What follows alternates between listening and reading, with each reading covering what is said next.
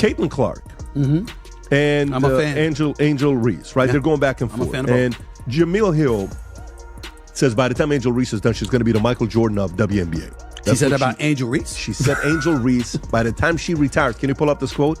She said, by the time she retires, she will be the MJ. Stephen A. Smith just hit the brakes on Angel Reese's ego trip so hard it's left skid marks. And trust me, this is no glitzy Netflix special with a scripted fall from grace. Angel pulled a move that had the internet collectively gasping. Wait, really? If you thought the drama on the hardwood peaked with buzzer beers, buckle up. Stephen A. didn't just drop a mic. He lit it on fire. The big question, what did Angel do now? Brace yourself. It's not about black and white. It's about that white player and that black player. Why? Because of the history that they had before they came to the WNBA. You see, it was all instigated. If Angel Reese was never in Caitlin Clark's face, taunting her the way that she did when they mimicking what Caitlin Clark was doing to numerous opponents en route to the Final Four. And then Angel Reese and LSU bust their living you-know-what at that particular moment in time. And Angel Reese was in her face chirping at her the way that she did. It would have never gotten to this point. For points. Yep, that's it. Angel Reese managed a whopping 4 points, as if she was on a scoring diet while sitting atop a throne of rebounds. Even with Caitlin Clark iced on the bench, like she's posing for a sports drink ad, half wrapped in ice, the other half wrapped in hope, Angel couldn't seize the moment.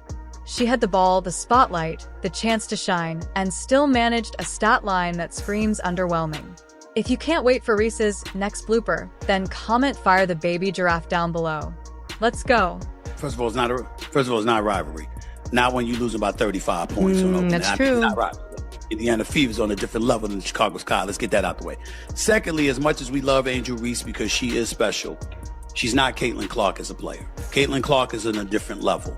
We just have to own that. Look, this performance was less I'll show them and more oops, I forgot where the hoop was. While the national narrative featured Caitlin Clark sidelined but still managing to impact the game, Angel's contribution was so lackluster it might have come with a polite apology card. 4 points. That's not a stat line. That's a cry for help from someone who just realized they're auditioning for an exit interview. Most fans were excited to see Caitlin Clark and Indiana Fever take on Angel Reese and the Chicago Sky. The game was a blowout as the Fever beat down Chicago 93-58, with Clark's triple-double leading the way. But the biggest headline coming out of the game on Saturday is the investigation the WNBA is conducting into allegations of hateful fan comments directed at Angel Reese. It happened after this play when Clark slapped at the ball after Reese grabbed an offensive rebound. Okay, sure. She grabbed those 12 rebounds. And yes, she treats them like currency. Like each one is a free meal at Chick-fil-A. But rebounds without buckets, that's just collecting participation trophies. She's acting like scoring double digits is a chore. Like the WNBA said, here's the opportunity to do more. And she said, nah, I'll pass. It's as if she's treating scoring like a luxury item. Nice to have, but not necessary. Angel Reese, part 38, let's get it! Life throws her lemons, she makes bricks. Bang! PSA to anyone watching, she is right-handed. Right-handed, by the way. She missed the rim by 3 feet, man. Bang! I gotta say, this is my favorite summer sitcom. Pecan? Butter pecan? Bang! Here's a stat. She's been blocked 20 times, and she's only made 21 hoops. What? Bang! You know, it's a rough night when even the broadcast crew tries damage control. Well, she contributed elsewhere.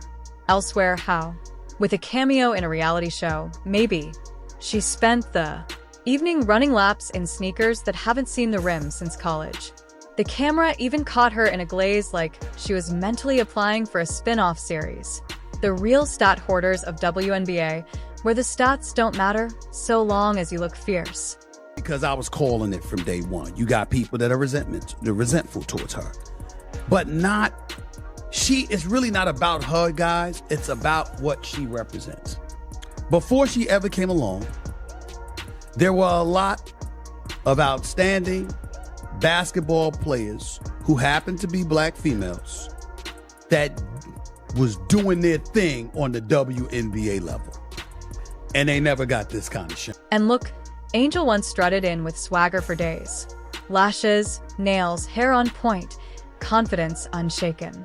But that 4-point episode screamed, "I peaked in college," loud enough to wake the NCAA archives. This isn't a long-expected Bayou Barbie takeover. It's turning into the desperate housewives of the WNBA and Angels poring over a lonely glass of Pinot asking, "Where's everyone gone?" Meanwhile, Caitlin Clark, despite being double-teamed, elbowed, and iced, still puts up points, dishes assists, and hits threes like she's playing in her backyard gym. She doesn't just show up, she shows out. Angel had the perfect setup. No, Caitlin, full attention. The mic handed to her and still flopped. Elaborate a little bit more on that in just a second, but before I do that, I want to ask you your thoughts about apparently some racial animus that was thrown in the direction of Angel Reese. The Chicago Sky have gotten involved, talking about they're going to protect their players at all costs. The WNBA has issued a statement saying it abhors and discourages hate of any kind, etc., etc.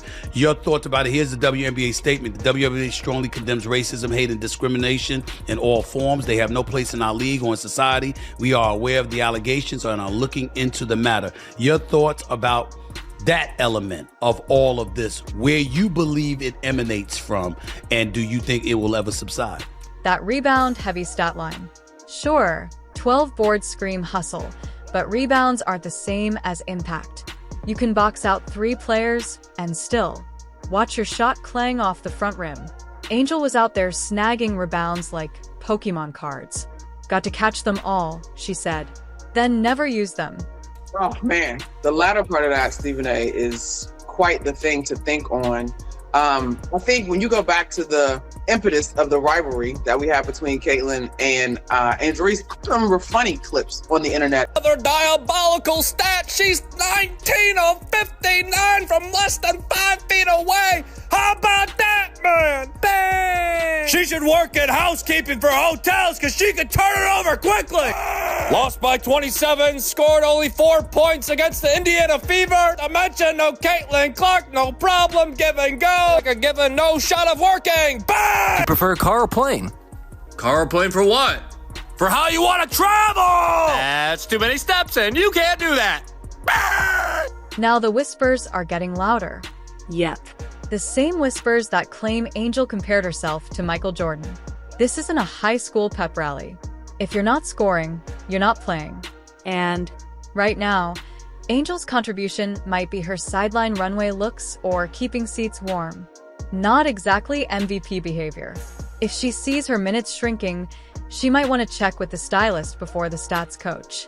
I have yet to see a single example of Angel Reese being a leader outside of rebounding her own missed layups. What does Angel Reese do? What is her contribution? You tell me, because I'm not seeing it. I know I'm harsh on Angel Reese, but she considers herself a star. If you're going to call yourself a star, I expect you to perform like a star, especially in big moments. Caitlin Clark was injured. Angel Reese was the only star on the court last night. And for 27 minutes, she completely disappeared. This was supposed to be her breakout year, the moment she proved she's more than just an attitude with highlight clips. Instead, she's turned into the WNBA's version of a viral TikTok trend. Big hype, quick drop off, and now she's the punchline and highlight reels. Remember the milk crate challenge? That's Angel season. Started high, took a shaky step, and now we're all watching her fall. Just not fast enough for the rest of us.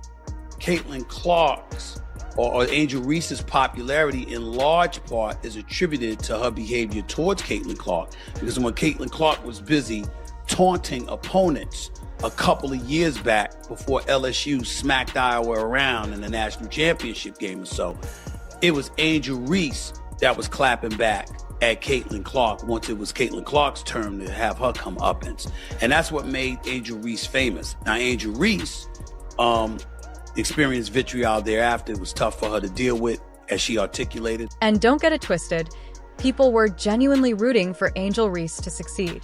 She came into the league as a headline-generating machine, a walking storyline, the rival to Caitlin Clark, the drama, the flair, the Bayou Barbie spectacle the WNBA could market for months.